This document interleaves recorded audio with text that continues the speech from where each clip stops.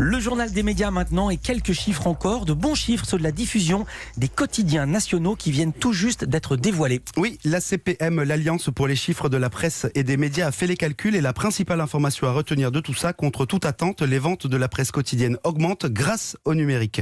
La diffusion des titres papier continue de baisser, moins 3,6% en 2019 pour 3 milliards d'exemplaires vendus tout de même, mais le numérique continue sa percée en faisant un bond de 23,6% pour les formats PDF. Alors format PDF, c'est les journaux qu'on peut lire sur nos ordinateurs ou nos smartphones.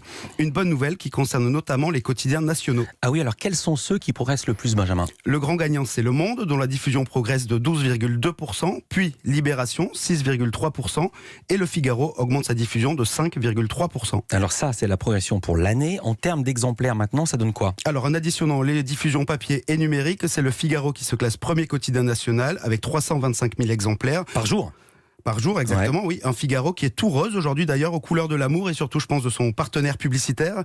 Et Le Figaro qui est suivi par le journal Le Monde, 323 000 exemplaires, et L'Équipe, 234 000 exemplaires par jour. Et alors, la transition est toute trouvée, puisque vous nous parlez ce matin également d'une interview inédite à lire dans le quotidien L'Équipe. Oui, le quotidien sportif publiera dimanche une interview de Clint Eastwood dans laquelle le réalisateur américain raconte la genèse de son nouveau film. Le film s'appelle Le cas Richard Jewell. Il sortira en salle mercredi prochain et c'est un film qui revient sur l'attentat des JO d'Atlanta en 1996. Richard, vous êtes devenu un héros national. Merci, monsieur. On s'intéresse toujours à celui qui a trouvé la bombe comme à celui qui a trouvé le cadavre. Jewell correspond au profil du poseur de bombes solitaire. Un homme blanc frustré, qui rêve d'être dans la police, qui a envie de devenir un héros. Richard Jewell a été effectivement suspecté de terrorisme, passant du statut de héros à celui d'homme le plus détesté des États-Unis. Et si je vous en parle ce matin, ici, Philippe, c'est parce que les médias n'y sont pas pour rien. Comme le raconte L'Équipe, c'est le grand quotidien local, l'Atlanta Journal-Constitution, qui, à l'époque, a révélé au grand public que le FBI tenait plus qu'un suspect, mais un coupable idéal en la personne de Richard Jewell. Des médias que Clint Eastwood met en cause dans le film, mais aussi dans l'interview. Il s'en prend à qui ? À travers l'histoire de son héros, il s'en prend aux médias d'aujourd'hui. Clint Eastwood évoque dans L'Équipe que Richard Jewell est juste la victime d'un phénomène qui s'est aggravé ces dernières années. Le phénomène, c'est celui de juger les gens sur de simples apparences et de les détruire sans autre forme de procès. Il dénonce dans les colonnes de L'Équipe la course entre les médias, disant, je le cite, Fox News, CNN, ABC, plus aujourd'hui les réseaux sociaux. Il faut impérativement sortir des scoops avant les autres sans toujours prendre le temps de les vérifier. Et le réalisateur américain ajoute, l'idée n'est pas de dénoncer tel ou tel média, mais un système qui peut devenir hors de contrôle. On nous a toujours raconté des conneries, mais au moins avant, on y croyait.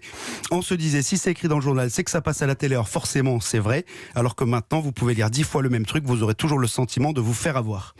Ça, c'est ce qu'il raconte donc dans l'interview qui est à lire dans son intégralité dans L'Équipe, à paraître dimanche.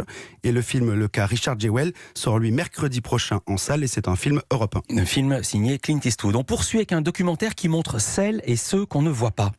Ce documentaire s'appelle Invisibles, les travailleurs du clic. Ce sont des hommes et des femmes qui font de petites tâches pour de grandes plateformes numériques. Des travailleurs dont on ignore l'existence, mal payés et bien cachés derrière nos applis. Car non, ce ne sont pas que des algorithmes et des robots qui sont derrière tout ça, comme l'explique le sociologue italien et expert éditorial sur le projet, Antonio Casilli. Il est interrogé dans le film. Écoutez. Le plus grand tour de passe-passe de ces plateformes, à mon avis, c'est d'une part de faire croire aux consommateurs ou en général aux usagers qu'il y a des processus automatiques, qu'il y a des algorithmes partout, alors que très souvent c'est vraiment des tâches qui sont réalisées à la main. Et de l'autre, de faire croire aux travailleurs que d'abord ce qu'ils réalisent n'est pas un vrai travail.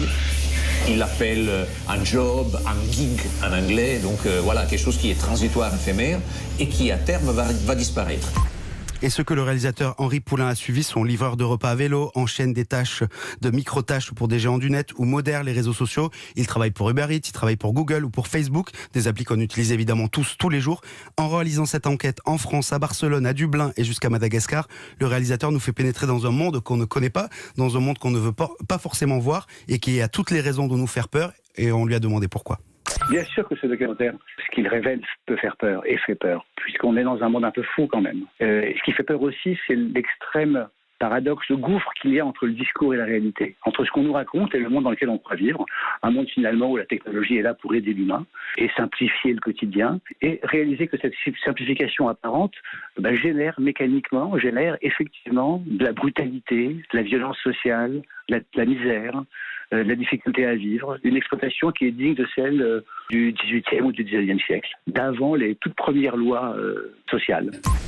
Voilà, et la série documentaire montre non seulement la précarité de ceux qui bossent pour ces géants, mais au-delà de l'humain, c'est l'utilisation des datas.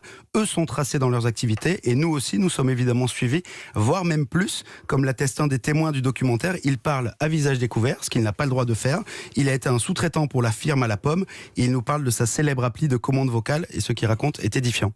Siri n'est pas une intelligence artificielle. Ce sont des gens qui nourrissent la machine en continu. Et ça, c'était mon travail. On va donc mettre un casque sur nos oreilles, on va écouter des enregistrements toute la journée. Je me doutais déjà depuis un certain temps qu'il y avait quelque chose qui ressemblait à l'espionnage dans ce genre d'appareil. Après, je ne me doutais pas qu'on en arrivait au point d'écouter les gens en permanence, en fait. Les micros des appareils Apple sont ouverts en permanence. Et les enregistrements se déclenchent de manière aléatoire. La tête des gens dans ce studio. Voilà, donc nous sommes écoutés, nous ici, là, maintenant, tout de suite, on le savait. Alors heureusement qu'on nous écoute, on est de plus en plus écoutés. Continuez, messieurs de Siri et mesdames. Invisible, les travailleurs du clic, c'est 4 épisodes de 20 minutes d'Henri Poulain et Julien Goetz. C'est disponible uniquement en numérique, comme quoi, c'est sur la chaîne web de France Télévisions, France TV /. Et puis pour terminer, Netflix va suivre une championne de tennis. S'il vous plaît, prenez place. La plateforme de streaming propose déjà un doc sur Serena Williams, sorti il y a 4 ans maintenant. Mais selon le site américain Variety, Netflix tourne actuellement un documentaire sur la star japonaise du tennis, Naomi Osaka. Débutant en août dernier à l'US Open, il s'achèvera sur la préparation olympique de l'actuel numéro 10 mondial, en vue des Jeux Olympiques de Tokyo de l'été prochain. La championne a dit cela ne ressemblera pas à un documentaire de sport traditionnel. Elle a dit ça dans un communiqué. Netflix de son côté n'a donné encore aucune date de sortie. Merci beaucoup Benjamin Delsol pour ces 2 semaines parmi nous. On va retrouver lundi Cyril Lacarrière et maintenant c'est le moment de payer votre coup. Merci.